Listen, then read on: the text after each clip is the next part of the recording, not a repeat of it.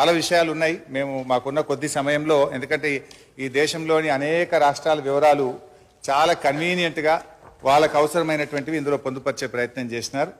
But అధ్యక్ష, ఇందులో page number 5లో Karnataka రాష్ట్రానికి సంబంధించి బడ్జెట్ ఎస్టిమేట్స్ అండ్ ఎక్స్పెండిచర్ది మేము కాగ్ రిపోర్ట్ ఇప్పుడే నెట్లో ప్రింట్అవుట్ తీస్తే అధ్యక్ష, బడ్జెట్ ఎస్టిమేట్స్ కర్ణాటకది 2,31,142 కోట్లుంటే ఇక్కడ 2,31,642 కోట్లుగా చూపించారు.